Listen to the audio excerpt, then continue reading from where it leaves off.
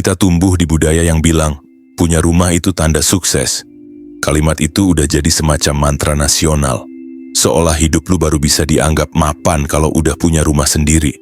Tiap kali lebaran keluarga nanya, udah punya rumah belum? Dan tiap kali lu jawab belum, rasanya kayak nilai hidup lu langsung turun di mata mereka.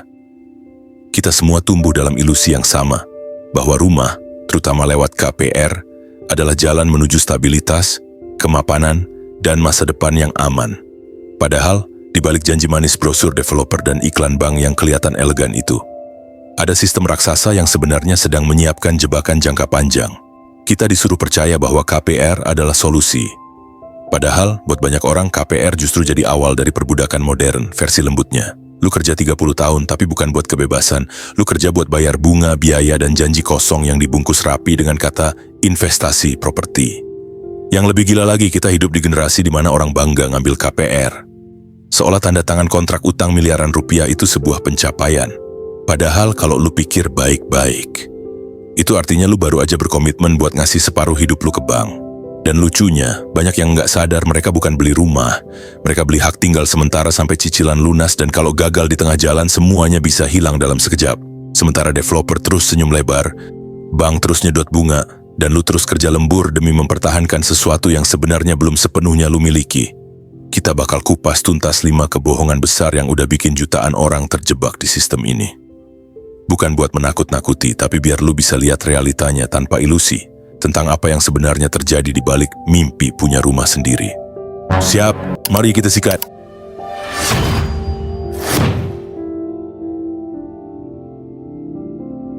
1. Ilusi kemapanan rumah KPR. Kita semua tumbuh dengan satu bayangan yang ditanam pelan-pelan sejak kecil. Punya rumah sendiri artinya mapan. Itu jadi standar tak tertulis di kepala banyak orang.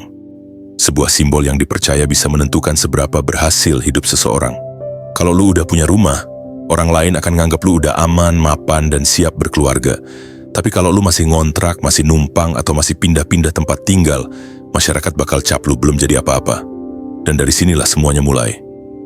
Narasi tentang kemapanan ini dijadikan alat jualan. Developer, bank, bahkan pemerintah semuanya ikut main di permainan yang sama, menjual mimpi yang mereka tahu akan selalu laku. Karena siapa sih yang nggak pengen kelihatan sukses? Siapa yang nggak pengen nunjukin ke dunia bahwa dia udah punya sesuatu? Dan mereka tahu, manusia akan rela berkorban besar untuk keinginan itu. Makanya narasi itu dijual lewat gambar-gambar sempurna. Lu lihat di iklan-iklan KPR, keluarga muda tersenyum, rumah baru, halaman kecil, cahaya matahari masuk lewat jendela besar, anak main sepeda di depan pagar. Semua terasa hangat dan damai. Seolah-olah begitu lu punya rumah sendiri, hidup akan langsung stabil, tenang, dan bahagia. Tapi yang nggak pernah mereka tunjukin adalah sisi lain dari realita itu. Bagaimana setiap bulan ada ketakutan yang terus datang, takut gaji telat, takut PHK, takut bunga naik, takut nggak bisa bayar cicilan.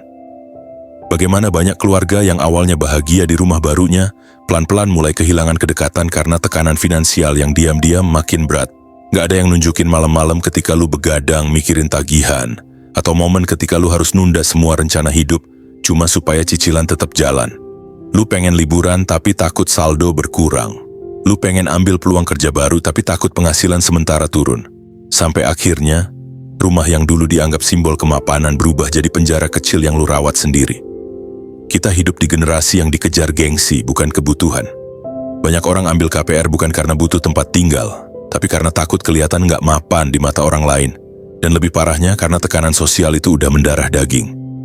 Kadang orang nikah bukan karena siap, tapi karena udah waktunya. Ambil KPR bukan karena mampu, tapi karena teman-teman udah punya rumah. Padahal kalau dipikir dalam-dalam, kemapanan sejati itu nggak selalu bisa dilihat dari apa yang lu miliki. Karena kalau kemapanan diukur dari kepemilikan, maka semakin banyak orang yang akan terus hidup dalam perlombaan tanpa garis akhir. Lu akan terus kejar sesuatu yang nggak pernah cukup, dan setiap kali dapat satu muncul lagi standar baru. Ilusi kemapanan ini berbahaya, bro. Karena bikin orang rela masuk ke utang jangka panjang demi pencitraan sosial. Lu kerja keras bukan buat kebebasan, tapi buat mempertahankan image. Dan ironisnya, semua itu dimulai dari satu kalimat sederhana. Punya rumah biar tenang. Padahal realitanya justru sebaliknya. Rumah KPR itu belum beneran punya lu sampai cicilan terakhir lunas. Selama puluhan tahun statusnya masih milik bank. Dan lucunya, lu yang kerja banting tulang tiap hari bukan buat ningkatin nilai rumah itu, tapi buat ngebayarin bunga yang terus mengalir ke kantong lembaga keuangan. Yang bikin miris, banyak orang nganggap KPR itu bentuk investasi. Padahal kalau dihitung bener-bener, harga total rumah KPR bisa 2 kali lipat, bahkan lebih dari harga aslinya. Cuman karena bunga, denda, dan biaya administrasi yang dibungkus rapi. Dan anehnya, banyak yang tetap bangga. Karena katanya, setidaknya punya aset. Padahal kalau aset itu bikin lu kehilangan ketenangan, kalau setiap bulan lu hidup dalam tekanan, itu bukan aset, itu beban dengan kemasan sosial yang rapi. Kita sering lupa bahwa punya rumah nggak otomatis bikin hidup lu aman. Karena rasa aman nggak datang dari tembok beton, tapi dari kestabilan mental, finansial, dan arah hidup yang jelas. Kemapanan sejati bukan soal punya rumah mewah atau tanah luas. Kemapanan sejati itu ketika lu bisa ngatur hidup tanpa ketakutan kehilangan. Bisa ambil keputusan tanpa tekanan finansial yang nyekik. Dan yang paling penting, punya kebebasan buat milih arah hidup lu sendiri, tanpa harus terus mikirin gimana cara bayar tagihan bulan depan. KPR bisa jadi pilihan rasional buat sebagian orang, nggak ada yang salah dengan itu. Yang salah adalah ketika keputusan sebesar itu diambil bukan karena perhitungan, tapi karena gengsi dan rasa takut kelihatan belum sukses. Karena pada akhirnya, yang bikin banyak orang terjebak bukan sistemnya, tapi ilusi yang mereka yakini sebelum tanda tangan kontrak. Ilusi bahwa rumah bisa jadi simbol kemapanan, padahal buat sebagian besar orang, itu justru awal dari perjalanan panjang yang nggak lagi tentang memiliki, tapi tentang bertahan. 2. Harga mainan developer dan bank. Harga rumah hari ini udah kayak angka yang nggak lagi nyentuh realita. Naik terus tiap tahun, tanpa logika yang masuk akal. Padahal, kalau lu tanya ke orang-orang yang kerja di bidang konstruksi, biaya bahan bangunan memang naik. Tapi nggak sampai segila itu. Lalu kenapa harga rumah bisa terus melesat? Jawabannya sederhana tapi pahit. Karena harga rumah sekarang bukan ditentukan oleh kebutuhan manusia, tapi oleh permainan ekonomi, permainan antara developer dan bank. Developer tahu satu hal penting, manusia modern rela bayar mahal demi rasa aman dan gengsi, dan mereka manfaatin itu sebaik mungkin. Mereka beli lahan besar-besaran di pinggiran kota, bikin klaster, kasih nama keren kayak Emerald Hills atau Green Paradise. Lalu jual mimpi lewat brosur. Mereka ngerti banget psikologi masyarakat kita. Mereka nggak jual rumah, mereka jual status. Slogan-slogan kayak hunian modern untuk keluarga bahagia itu cuma bungkus. Yang dijual sebenarnya bukan bangunan tapi rasa bangga jadi bagian dari kelas tertentu. Dan di saat bersamaan bank ikut main di belakang layar. Mereka tawarkan solusi, nggak perlu bayar lunas, cukup cicil. Mereka buat sistem KPR dengan bunga yang kelihatannya ringan di awal, tapi sebenarnya jadi ladang keuntungan jangka panjang. Developer dan bank punya hubungan simbiosis yang sempurna. Developer butuh orang beli rumah, bank butuh orang berutang, jadi mereka kerjasama. Developer naikin harga, bank bantu pembiayaan, dan masyarakat disuruh percaya bahwa ini normal. Padahal kalau lu jujur ngebandingin, harga rumah di kota besar udah jauh melampaui logika gaji rata-rata penduduknya. Bahkan kalau lu nggak ngutang, tabungan bertahun-tahun pun belum tentu cukup buat DP. Semuanya dibuat seolah-olah satu-satunya jalan realistis buat punya rumah adalah lewat KPR. Padahal itu bukan solusi, itu jebakan sistemik. Yang lebih parah, harga tinggi ini bukan sekadar hasil inflasi atau ekonomi pasar, tapi hasil permainan persepsi. Developer sengaja naikin harga pelan-pelan karena mereka tahu, selama masih ada yang beli lewat KPR, sistem ini akan terus berjalan. Dan bank senang karena makin tinggi harga rumah, makin besar pula nilai pinjaman, dan makin banyak bunga yang bisa dipanen. Bayangin bro, lu ambil rumah harga 700 juta, tenor 20 tahun. Total yang lu bayarin bisa nyentuh 1,2 miliar bahkan lebih. Itu artinya, dalam 20 tahun hidup lu udah kerja keras. Bukan buat nambah nilai rumah, tapi buat memperkaya 2 institusi besar yang bahkan gak kenal siapa lu. Dan lucunya, semua ini disamarkan dengan kalimat manis. Investasi masa depan.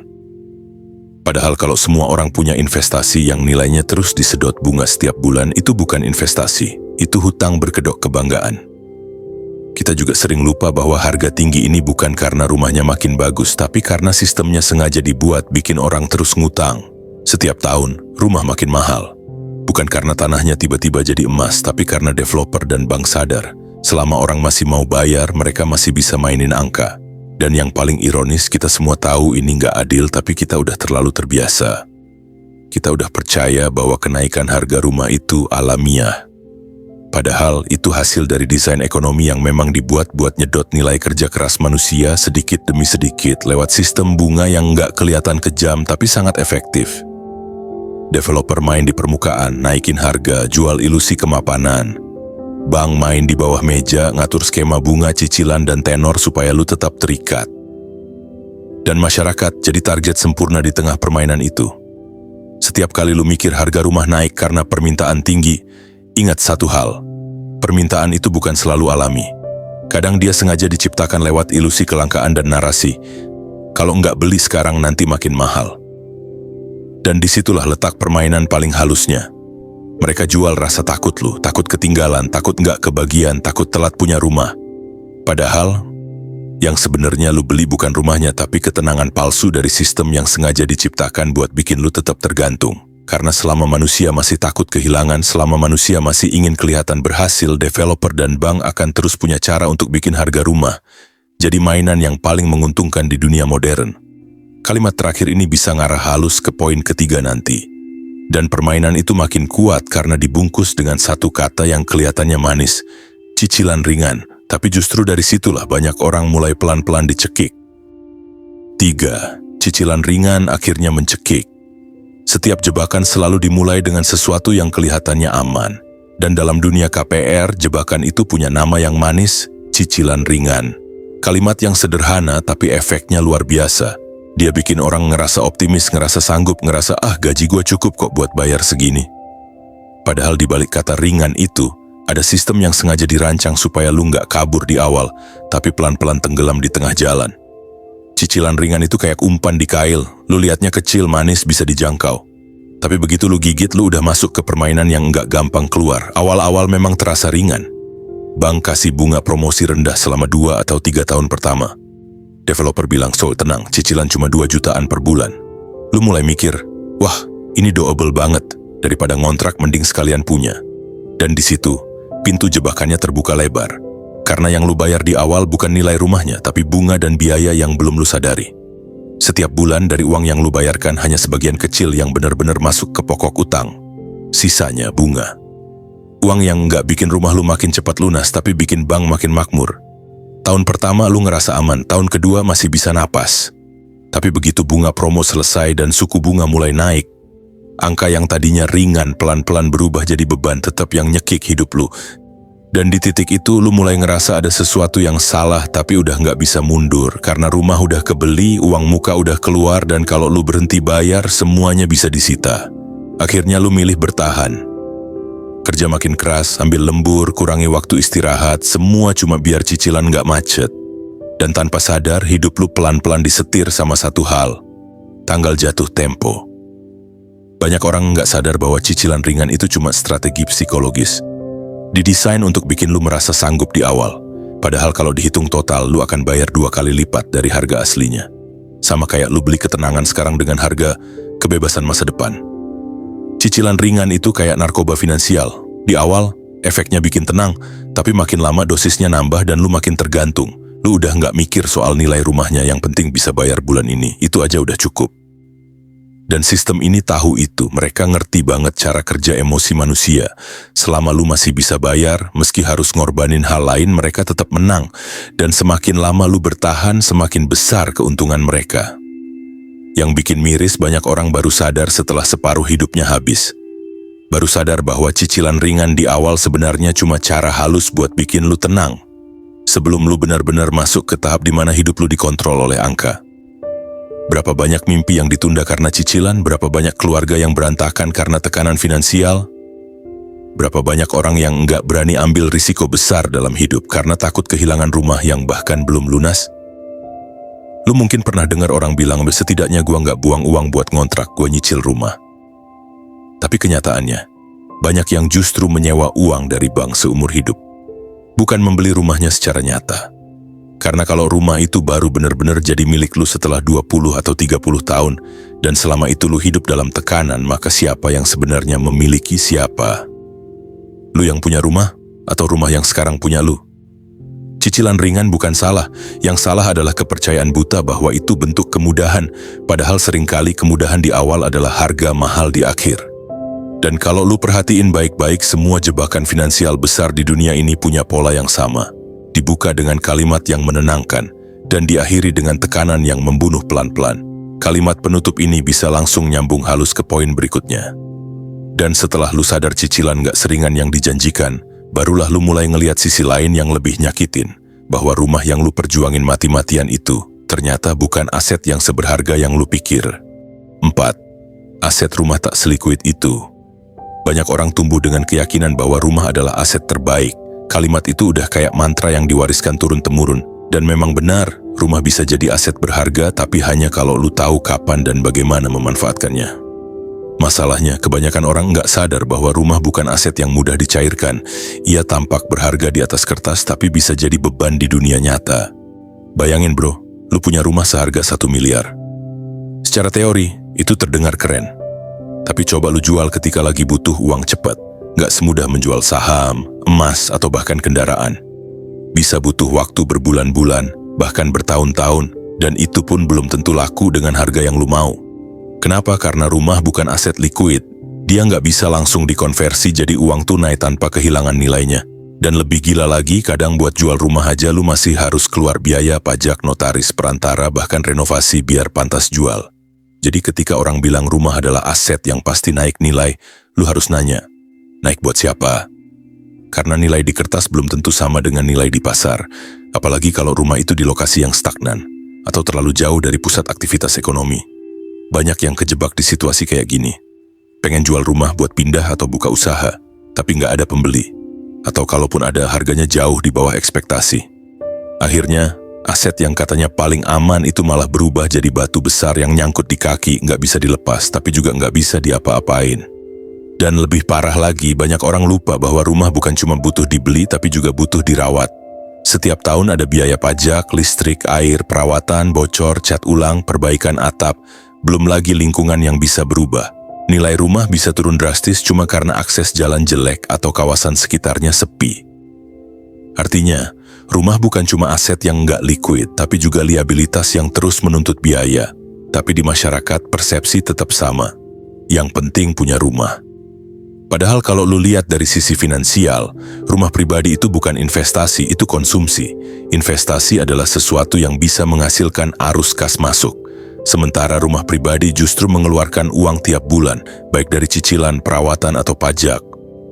Contoh nyata banyak banget. Berapa banyak orang yang udah punya rumah tapi hidupnya tetap tertekan.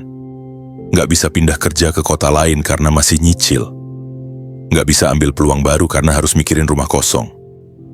Atau bahkan harus jual cepat di bawah harga pasar cuma buat nutup kebutuhan darurat. Aset yang nggak bisa bantu lu di saat paling lu butuhin, itu bukan aset bro. Itu cuma simbol yang terlihat berharga dari luar tapi nggak punya nilai praktis waktu keadaan mendesak datang. Dan disinilah paradoks terbesar KPR. Lu kerja keras puluhan tahun buat sesuatu yang di atas kertas disebut aset, tapi di dunia nyata, aset itu nggak bisa lu pakai buat bertahan hidup dengan cepat ketika situasi berubah. Kita hidup di zaman yang berubah terlalu cepat. Pekerjaan bisa hilang, ekonomi bisa anjlok, harga bisa naik gila-gilaan. Dan di tengah ketidakpastian itu, aset yang nggak fleksibel justru bisa jadi beban paling berat. Rumah bisa jadi investasi yang bijak, iya, tapi hanya kalau lu udah punya stabilitas keuangan dan nggak terikat sama cicilan jangka panjang. Kalau belum sampai di tahap itu, rumah bukan jaminan masa depan, tapi justru bisa jadi rantai yang bikin lu sulit bergerak. Dan ironisnya, kita diajarin sejak kecil bahwa rumah adalah akar kehidupan. Padahal di dunia modern yang paling penting justru kemampuan buat bergerak. Untuk pindah, beradaptasi, dan cari peluang baru. Dan rumah KPR seringkali jadi kebalikannya. Akar yang nggak nguat, tapi justru nahan lu di tempat yang salah. Jadi sebelum bangga bilang gua udah punya rumah sendiri, tanya diri lu dulu. Apakah rumah itu benar-benar bikin lu bebas? Atau justru bikin lu nggak bisa kemana-mana? Karena aset sejati bukan yang paling besar nilainya, tapi yang paling cepat bisa bantu lu bertahan. Dan sayangnya rumah, apalagi lewat KPR, jarang bisa jadi yang seperti itu. 5. KPR, mesin cicilan sepanjang hidup. KPR, 3 huruf yang terdengar manis di awal tapi bisa berubah jadi 3 huruf paling berat dalam hidup banyak orang.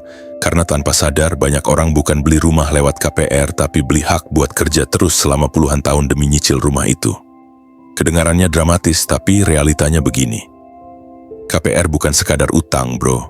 Dia adalah kontrak jangka panjang yang diam-diam mengatur hidup lu.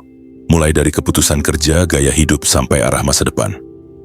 Begitu lu tanda tangan akad, lu seakan ngasih izin ke sistem buat menyetir hidup lu. Selama 20 tahun ke depan, lu harus kerja apapun yang terjadi. Mau lu bosan, capek, pengen ganti karier, atau bahkan pengen istirahat, lu nggak bisa. Karena tiap tanggal 10 angka cicilan itu tetap datang.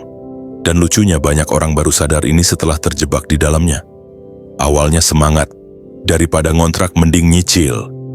Tapi begitu tahun-tahun berjalan, semangat itu berubah jadi tekanan yang nggak selesai-selesai. Banyak orang akhirnya hidup bukan buat tumbuh tapi buat bayar. Lu bisa lihat di sekitar, teman kantor yang tiap bulan stres karena cicilan. Orang tua yang udah pensiun tapi rumahnya masih belum lunas. Atau pasangan muda yang nggak berani punya anak dulu karena takut keuangan keteteran. KPR bikin banyak orang hidup di mode bertahan bukan berkembang. Karena semua energi mental, waktu, dan uang udah dikunci di satu tempat, cicilan bulanan.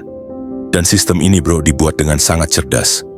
Developer, bank, dan lembaga keuangan tahu banget gimana cara mainin psikologi manusia. Mereka tahu orang butuh rasa aman. Mereka jual kepemilikan sebagai simbol kemapanan. Padahal di baliknya, yang mereka jual adalah utang yang kelihatan seperti impian. Lu kerja 25 tahun tapi nggak pernah bener-bener punya rumah itu sampai cicilan terakhir. Kalau satu hal aja salah, lu telat bayar, kena PHK, atau ada musibah, semua bisa hilang begitu aja. Dan lucunya, kalau rumahnya disita, bank masih bisa tetap dapat untung. Sementara lu kehilangan semuanya. KPR itu bukan sekadar pinjaman, tapi mesin ekonomi yang dirancang buat terus berputar. Satu generasi ngambil KPR, generasi berikutnya ikut lagi. Dan selama orang masih percaya bahwa punya rumah sendiri berarti udah sukses, sistem ini nggak akan berhenti bekerja.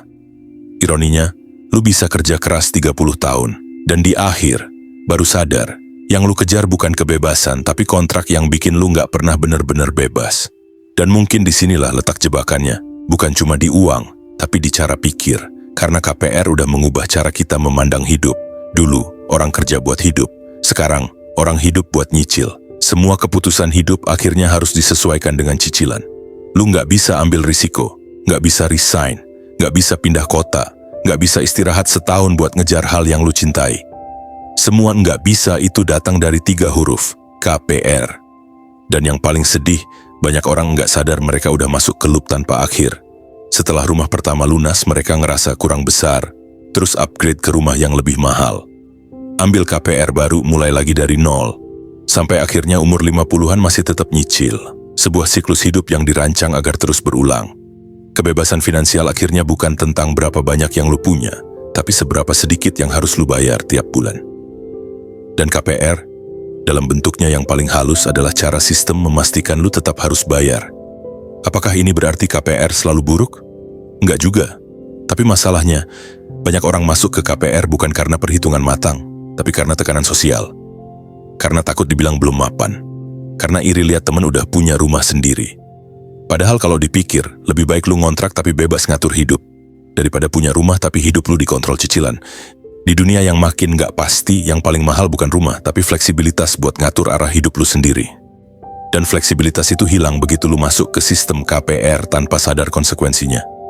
Jadi mungkin, pertanyaan yang perlu kita ubah adalah bukan kapan gue bisa punya rumah, tapi kapan gue bisa hidup tanpa tekanan utang panjang yang nyedot waktu dan energi gue.